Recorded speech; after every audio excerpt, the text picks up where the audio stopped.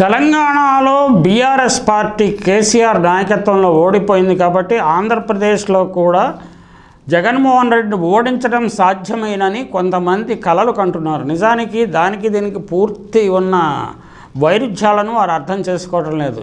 కేసీఆర్ 2 సార్లు వరుసగా అధికారంలో ఉన్నాడు, కొంత యాంటీ ఇన్కంబెన్సీని మూటకట్టుకున్నాడు. ఆంధ్రప్రదేశ్లో ఒకేసారి అధికారంలో ఉన్నాడు, ఒక 5 సంవత్సరాలే. అందువల్ల ఆయన మీద ఇంకా యాంటీ ఇన్కంబెన్సీ ప్రారంభం కాలేదు. నిజానికి అన్ని సర్వేలు చెప్పేది ఏంటంటే ఆయనకు ప్రో ఇన్కంబెన్సీ జరుగుతూ ఉంది. ఇంకా ఆయన ఓట్ల శాతం 2019 కంటే 1-2% పెరిగే అవకాశం కూడా ఉన్నది, లేకపోతే యథాతథంగా కూడా ఉండే అవకాశం ఉన్నదని కూడా చెప్తున్నారు. అంతేకాకుండా ఇక్కడ కేసీఆర్కు ఆయన సామాజిక వర్గం 1% సామాజిక వర్గమే, అది మిగిలిన ఏ సామాజిక వర్గము గట్టిగా బలపరిచే అవకాశం లేకుండా పోయింది. 2014లో బలపరిచిన వారు, 2018లో బలపరిచిన వారు ఆయనకు వివిధ కారణాల వల్ల దూరం అయిపోవడం వల్ల ఒక బలమైన సామాజిక వర్గం అనేది లేకుండా పోయింది. అంటే రైతు బంధు వంటి అద్భుత పథకాలను ఆయన అమలు చేయటం వల్ల మంచి ఓటింగ్ పర్సెంటేజ్ వచ్చింది. కాకపోతే గ్రామీణ ప్రాంతాల్లో రావాల్సిన ఓటు పట్టణ ప్రాంతాల్లో రావడం అంటే పట్టణాలలో అభివృద్ధి ఫలితాలను అనుభవించడం వల్ల వచ్చింది. ముఖ్యంగా విద్యుత్ సరఫరాను మెరుగుపరచడం, నీటి సరఫరాను మెరుగుపరచడం, ఇన్ఫ్రాస్ట్రక్చర్ను అభివృద్ధి చేయటము. అలాగే ఇక్కడ బీజేపీకి జిహెచ్ఎంసీ ఎన్నికల ఓటు వేసిన వారు కూడా బీఆర్ఎస్ వైపు మళ్ళీపోవటం వల్ల బీఆర్ఎస్ మంచి ఘన విజయాన్ని సాధించింది. కానీ ఆంధ్రప్రదేశ్లో అనేక సామాజిక వర్గాలు జగన్మోహన్ రెడ్డి వెనుక ఉన్నాయి. ముఖ్యంగా ముస్లిం సామాజిక వర్గం గట్టిగా ఆయన వెనుక ఉన్నది. అలాగే ఎస్సీలు ఎస్టీలు గట్టిగా వెనుక ఉన్నారు. అలాగే క్రైస్తవులు వెనుక ఉన్నారు. అలాగే రెడ్డి సామాజిక వర్గం వెనుక ఉన్నది. బీసీలు వెనుక ఉన్నారు. దానివల్ల చాలా అంటే అసలు అన్బీటబుల్ కాంబినేషన్ ఆయన వెనక ఉన్నది. ఇప్పుడు చంద్రబాబు నాయుడు కూడా అటువంటి పరిస్థితి లేదు. ఆయన వెనక ఎవరున్నారు అని చూసుకోవాల్సిన పరిస్థితి. అంటే జనసేన నాయకును పవన్ కళ్యాణ్ని చేరదీయటం వల్ల ఆయనకు ఏదో 12% ఓట్లు ఉన్నాయి, వారిలో కొంతమంది అయినా తనకు వేయకపోతారా, తాను మరీ పరువు పోగొట్టుకునేలాగా ఓటమి చెందకుండా పరువు కాపాడుకోవడానికి చంద్రబాబు నానా అగచాట్లు పడుతున్నాడు. కాబట్టి ఆంధ్రప్రదేశ్ తెలంగాణను పోల్చి చూడటం చాలా తెలివి తక్కువ ఆలోచన అవుతుంది, తెలివి తక్కువ వ్యూహం అవుతుంది. అంటే నేను ఇలా చెప్తే ఎవరైనా తప్పుగా అర్థం చేసుకోవచ్చు. 2024 ఎన్నికల ఫలితాల తర్వాత ఈ విషయం చాలా స్పష్టంగా అందరికీ అర్థమవుతుంది. అంటే జగన్మోహన్ రెడ్డి 2024 ఎన్నికల్లో అన్బీటబుల్గా ఉన్నాడు అనే విషయము గ్రామ స్థాయిలోకి వెళ్ళినా క్షేత్రస్థాయిలోకి వెళ్ళి చూసినా అందరికీ అర్థమవుతుంది. పట్టణాల్లో కొంత వ్యతిరేకత ఉన్నది, ఎగువ మధ్య తరగతిలో కొంత వ్యతిరేకత ఉన్నది. కొన్ని రెడ్డి సామాజిక వర్గం లాంటి ప్రబల వర్గాల్లో కొంచెం స్వల్ప అసంతృప్తి ఉన్నది, వ్యతిరేకత లేదు. అసంతృప్తిని ఆయన మేనేజ్ చేసుకోగలడు. ఈ దశలో జగన్మోహన్ రెడ్డి వ్యూహాలను తట్టుకుంటూ తాము ఎక్కడ గెలుపొందాలి, ఏ నియోజకవర్గాల నుంచి పోటీ చేయాలి అన్న విషయం మీద పవన్ కళ్యాణ్, చంద్రబాబు నాయుడు, లోకేష్ బాబు కూడా ఇబ్బందులు పడుతున్నారు. అన్వేషణ ప్రారంభించారు. ఒక్కొక్కరు 2 నియోజకవర్గాల్లో పోటీ చేయాలా, లేకపోతే ఒక్కొక్క నియోజకవర్గం నుంచే పోటీ చేయాలన్న విషయం మీద ఇంకా తర్జన భర్జనలు జరుగుతూనే ఉన్నాయి. అసలు ఎన్ని సీట్లు అనేది ఇంకా తేలలేదు, ఎవరెవరికి ఏ సీట్లు అనేది తేలలేదు. కనీసం తాము మాత్రం 2 సీట్లలో పోటీ చేస్తే ముందుగానే ఓటమిని అంగీకరించినట్లు అవుతుంది. కేసీఆర్ 2 సీట్లలో పోటీ చేయడం ద్వారానే ఆయన ఒక తన సైన్ ఆఫ్ వీక్నెస్, తనలో ఉన్న బలహీనతను శత్రువుకు చూపించాడు అన్న అభిప్రాయం కూడా ఇక్కడ ఉన్నది. కాబట్టి అదే తప్పును పవన్ కళ్యాణ్, చంద్రబాబు, లోకేష్ చేస్తారా లేదా అన్నది చూడాలి. ఖచ్చితంగా అలా చేయకపోవచ్చు, ఒక్కొక్క నియోజకవర్గం నుంచి పోటీ చేయవచ్చు. గతంలో భీమవరం, గాజువాకల నుంచి 2 నియోజకవర్గాల నుంచి పోటీ చేసే 2 చోట్ల పరాజయం పాలైన పవన్ కళ్యాణ్ ఇప్పుడు కూడా 2 చోట్ల పోటీ చేస్తాడా, పోటీ చేస్తే ఎక్కడ పోటీ చేస్తాడా అనేక ఊహాగానాలు వినిపిస్తున్నాయి. ఆ ఊహాగానాల గురించి కొంత మనం చర్చిందాము. అంటే ఎక్కడ పోటీ చేస్తే ఆయనకి ఎలా ఉంటుంది అంటే ఇప్పుడు ఆయన స్కానర్లోకి, ఆయన పరిశీలనలోకి వచ్చిన 2 నియోజకవర్గాలు, అలాగే సోషల్ మీడియాలో వస్తున్న వార్తలను బట్టి తాడేపల్లిగూడెం, భీమవరం రెండింటిని ఐడెంటిఫై చేశారు. ఈ 2 నియోజకవర్గాల నుంచి ఆయన ఎక్కడి నుంచైనా పోటీ చేయవచ్చు, లేకపోతే 2 నుంచి పోటీ చేయవచ్చు అన్న ప్రచారం జరుగుతుంది. అయితే ఈ రెండు నియోజకవర్గాలు చాలా అన్ప్రెడిక్టబుల్, ముందుగా ఊహించడం కష్టము. ఇక్కడ సామాజిక వర్గాల కూర్పు కూడా చాలా విచిత్రంగా ఉంటుంది, రాజకీయ పార్టీల తీరు విచిత్రంగా ఉంటుంది. అలాగే అభ్యర్థులు ఈ పార్టీ ఆ పార్టీ మారి ఏ పార్టీ నుంచి అంటే కొంత సొంత బలం ఉన్న అభ్యర్థులు గెలుచుకుంటూ వచ్చారు. మరి పవన్ కళ్యాణ్ పరిస్థితి ఏమిటో చూద్దాం. నిజానికి 2004లో రాజశేఖర రెడ్డి గారి గాలి ప్రభంజనంగా వీస్తున్నప్పుడు తాడేపల్లిగూడ నియోజకవర్గంలో కొట్టు సత్యనారాయణ గారు ఇప్పుడు ఉప ముఖ్యమంత్రి 59.20 ఓట్లతో గెలుపొందారు. దానికంటే ఆయనకి మీద పోటీ చేసిన టీడీపీ అభ్యర్థి కనక సుందర్రావు 38.84% ఓట్లు మాత్రమే సంపాదించగలిగాడు. టీడీపీని వైఎస్ఆర్ నాయకత్వంలో కాంగ్రెస్ ఓడించగలిగింది. ఓటింగ్ పర్సంటేజ్ కూడా చాలా ఎక్కువగా ఉన్నది, 21% ఓట్లతోట గెలుపొందారు. 2009లో చిరంజీవి ప్రజారాజ్యం ప్రారంభించిన తర్వాత ఆ కోస్తా జిల్లాలో కొంత ప్రభంజనం వీచింది, ప్రజారాజ్యం ప్రభంజనం వీసింది. అయినప్పటికీ ఈ నియోజకవర్గంలో ఈలి వెంకట మధుసూదనరావు అంటే ఈలి నాని అంటారు అక్కడ స్థానికంగా, ఆయనకు 34% ఓట్లు మాత్రమే వచ్చాయి, కానీ ఆయన గెలుపొందాడండి. కొట్టు సత్యనారాయణ ఇందిరా కాంగ్రెస్ నుంచి పోటీ చేశాడు 2009లో, అంటే రాజశేఖర రెడ్డి గారు అప్పుడు జీవించే ఉన్నారు, ఆయనకి 32% ఓట్లు వచ్చాయి. టీడీపీ అభ్యర్థిగా బాపిరాజు ముళ్ళపూడి పోటీ చేశారు, ఆయనకి దాదాపు 28-29% ఓట్లు వచ్చాయి.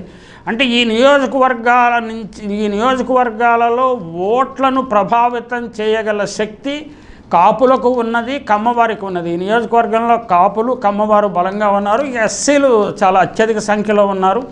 ఎస్సీలు ఎటువైపు ఉన్నారో మనకు తెలుసు, ఇప్పుడు ఖచ్చితంగా వైఎస్ఆర్సీపీ వైపు ఉన్నారు. కమ్మవారు కాపులు కలిసి ఓటు వేస్తే తాను నెగ్గగలనని పవన్ కళ్యాణ్ అంచనా వేస్తున్నాడు. అయితే 2014లో ఈ సీటు బీజేపీకి పోల్ అలయన్స్లో టీడీపీ బీజేపీకి కేటాయించింది. పైడికొండల మాణిక్యాలరావు 46% పైగా ఓట్లు సంపాదించారు. వైఎస్ఆర్సీపీ తరఫున పోటీ చేసిన తోట గోపి 37% ఓట్లు మాత్రమే వచ్చాయి. అయితే మాణిక్యాలరావు గారు తర్వాత నరసాపురం లోక్సభ స్థానానికి పోటీ చేస్తే ఆయనకి డిపాజిట్ కూడా రాలేదండి. అంటే ప్రజలు ఎంత తొందరగా తమ డెసిషన్స్ మార్చేసుకుంటారో చూడాలి. అలాగే 2019లో మొదట్లో కాంగ్రెస్లో ఉన్న కొట్టు సత్యనారాయణ గారు మళ్ళీ వైఎస్ఆర్సీపీలో చేరారు, ఆయన 42% ఓట్లతో గెలుపొందారు. టీడీపీ నుంచి ఈలి నాని అంటే బీజేపీ తరఫున ప్రజారాజ్యం తరఫున నెగ్గిన ఈలి నాని టీడీపీ తరఫున పోటీ చేసి 32% ఓట్లతో సరిపెట్టుకోవాల్సి వచ్చింది. అంటే అప్పుడు 2% ఓట్లతో ఓడిపోయిన ఈలి నాని 10% ఓట్లకు పైగా ఈలి నానిని ఓడించారు. అప్పుడు జనసేన పార్టీ 2000 తోటగోపి 14,000 మెజార్టీతో గెలుపొందారు. ఇక 2019 వచ్చేటప్పటికి మళ్ళీ పోల్ డైమెన్షన్స్ అన్నీ మారిపోయినాయి. వైఎస్ఆర్సీపీ తరఫున కొట్టు సత్యనారాయణ పోటీ చేసి 42% ఓట్లు సంపాదించాడు. టీడీపీ నుంచి ఈలి నాని పోటీ చేసి 32% ఓట్లు సంపాదించాడు. జనసేన పార్టీ తరఫున బొలిశెట్టి సీను పోటీ చేసి 21% ఓట్లు పోల్ చేసుకోగలిగాడు. అంటే ఇవి సాలిడ్, అంటే 21 నుంచి 33% స్ట్రాంగ్ కాపు సెగ్మెంట్ ఉందని మనం భావించవచ్చు. వారు కాపు అభ్యర్థులకు ఓటు వేసే అవకాశం ఉంటుంది. అంటే ఖచ్చితంగా పవన్ కళ్యాణ్ పోటీ చేస్తే 33% కంటే తక్కువ ఓట్లు పడే అవకాశం లేదు, ఖచ్చితంగా ఎక్కువ ఓట్లు పడవచ్చు, గెలుపొందవచ్చు. కానీ ఆయన మీద గట్టికి టీడీపీ కాంగ్రెస్ వైసీపీ క్యాండిడేట్ ఉంటారు కాబట్టి ఆయన పనితీరును బట్టి ఆయనకు ప్రజా ఆమోదాన్ని బట్టి వైసీపీ గెలుపొందని ఆశ్చర్యపోని అవసరం లేదు. ఇక్కడ కీలకంగా మారనున్నది కమ్మ ఓట్లు ప్లస్ టీడీపీ ఓట్లు. టీడీపీ వారు మనస్ఫూర్తిగా పవన్ కళ్యాణ్కు ఓటు వేస్తారా లేదా అనేది పెద్ద సందేహము. నేను ఆ నియోజకవర్గం వాడిని. ఇక్కడ ఉండే కమ్మ సామాజిక వర్గానికి స్ట్రాంగ్ లింకేజెస్ విత్ టీడీపీ అగ్రనాయకత్వంతో ఉన్నాయి. వారు అగ్రనాయకత్వం రహస్యంగా కానీ బాహాటంగా కానీ ఇచ్చిన సంకేతాల ఆధారంగానే ఓటు చేస్తారు తప్ప మనం ఊహించినట్టుగా వాళ్ళు ఓటు వేసే అవకాశం లేదు. అంటే పవన్ కళ్యాణ్ ఎట్లయినా ఓడించాలి అని లోకేష్ కానీ చంద్రబాబు కానీ నిర్ణయించిన, చంద్రబాబు ఎటు నిర్ణయించిన లోకేష్ బాబు సిగ్నల్ ఇస్తే ఖచ్చితంగా పవన్ కళ్యాణ్కి అనుకూలంగా వారు ఓటు వేసే అవకాశం లేదు. అటువంటి సందర్భంలో పవన్ కళ్యాణ్ రిస్క్ ఫేస్ చేస్తాడు అని చెప్పక తప్పదు. అంటే 2024 ఎన్నికల్లో ఆయన తాడేపల్లి నుంచి పోటీ చేస్తాడో లేదని మనకు తెలియదు, కానీ అక్కడి నుంచి పోటీ చేస్తే ఆయనకి ఓటమి రిస్క్ కూడా తప్పకుండా ఉంటుంది. Because of TDP voters, not because of anything else. Otherwise ఆయన నెగ్గే అవకాశాలే బాగా ఉన్నాయి. అలాగే భీమవరం కూడా ఆయనకి చాలా రిస్కీ కాన్స్టిట్యున్సీ. 1952 నుంచి ఇక్కడ రాజుల ఆధిపత్యం ఉండేది.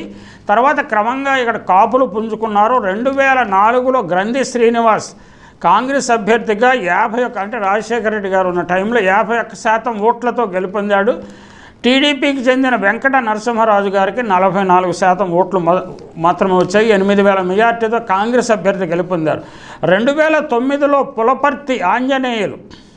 పులపర్తి రామాంజనేయులు ఆయన కాంగ్రెస్ పార్టీ తరఫున 40% ఓట్లతో గెలుపొందాడు. పీఆర్పీ అంటే ప్రజారాజ్యం పార్టీ 2009లో వచ్చింది, 26% ఓట్లు వచ్చినాయి. సూర్యనారాయణ రాజు గారు టీడీపీ తరఫున సత్యనారాయణ రాజు గారు పోటీ చేశారు, ఆయనకి 25% ఓట్లు వచ్చాయి. ఇద్దరు రాజుల పోటీ వల్ల మధ్యలో పులపర్తి రామాంజనేయులు గారు నెగ్గారు. ఇద్దరు రాజులకు కలిసి 51% ఓట్లు వచ్చాయి. కాంగ్రెస్ అభ్యర్థికి 40% ఓట్లతోనే గెలుపొందగలిగాడు. 22,000 మెజార్టీ వచ్చిందని. ఇలాగ 2014 వచ్చేసరికి టీడీపీ పార్టీలోకి పులపర్తి రామాంజనేయులకు మారారు. ఆయనకి 51% ఓట్లు వచ్చాయి. వైఎస్ఆర్సీపీ గ్రంథి శ్రీనివాస్ 43.8% ఓట్లు వచ్చాయి. 13,000 ఓట్ల మెజారిటీతో పులపర్తి రామాంజనేయులు గారు టీడీపీ అభ్యర్థి గెలుపొందారు. 2014 అంటే రాజశేఖర రెడ్డి గారు లేరనే విషయాన్ని కూడా గుర్తించాలి. అలాగే 2019లో వైఎస్ఆర్సీపీ గ్రంథి శ్రీనివాస్ 36.7% ఓట్లు వస్తే జనసేన పార్టీ తరఫున పోటీ చేసిన పవన్ కళ్యాణ్కు 32% ఓట్లు వచ్చాయి. టీడీపీ అభ్యర్థిగా పోటీ చేసిన పులపర్తి రామాంజనేయులకు 28% ఓట్లు వచ్చాయి. గ్రంథి శ్రీనివాస్ వైఎస్ఆర్సీపీ 8,000 ఓట్లతో మెజారిటీతో గెలుపొందారు. ఇప్పుడు పవన్ రంగంలో ఉన్నా కానీ ఇది హై ఓటర్ టర్నోవర్ రాకపోవడం విచిత్రం. ప్రతిసారి భీమవరంలో 72 నుంచి 77% ఓట్లు పోలవుతుంటాయి, కొంచెం అటు ఇటుగా జరుగుతుంటాయి. కానీ పవన్ కళ్యాణ్ రంగంలో ఉన్నా కానీ కొత్త ఎంతూజియాజం కానీ కొత్త ఓటర్ టర్నౌట్ కానీ లేదు. అక్కడ కూడా ప్రబల వర్గంగా ఉన్న రాజులు ఇక్కడ కాపులు పుంజుకోవడం ఏమాత్రం వారికి ఇష్టం ఉండదు. అందువల్ల పవన్ కళ్యాణ్ ఓడించడానికి వారు ప్రయత్నం చేస్తారు. వైసీపీ సహజంగానే ప్రయత్నం చేస్తుంది. టీడీపీ ఏ మేరకు సహకరిస్తుంది, పవన్ కళ్యాణ్ ఎప్పటికైనా మేకవుతాడు లోకేష్ అనే ఉద్దేశంతో చంద్రబాబు నాయుడు గారు కూడా పవన్ కళ్యాణ్ ఓడించడానికి ప్రయత్నం చేస్తాడా? ఇక లోకేష్ కూడా తప్పకుండా తండ్రి ఏం చెప్పినా లోకేష్ మాత్రము చాప కింద నీరులో పవన్ కళ్యాణ్కు తూట్లు పడటానికి ప్రయత్నం చేస్తాడని మనం చెప్పవచ్చు. ఇది పరస్పరం ఒకరినొకరు లోకేష్ను ఓడించడానికి పవన్ కళ్యాణ్ ఓడించడానికి లోకేష్ ప్రయత్నిస్తారు. కాబట్టి వీరి ఎన్నికల విజయ అవకాశాలు ఎలా ఉంటాయి చాలా. భీమవరం కూడా హైలీ వాలటైల్ కాన్స్టిట్యున్సీ. ఒక ఎన్నికల్లో ఒకరు నెగ్గిస్తే ఇంకో ఎన్నికల్లో ఒకరిని నెగ్గిస్తుంటుంది. ఇలాంటి రిస్క్ నియోజకవర్గాలను ఎంపిక చేసుకోవడం అవసరమా లేదా అనేది పవన్ కళ్యాణ్ తనకు తానే నిర్ణయించుకోవాలి.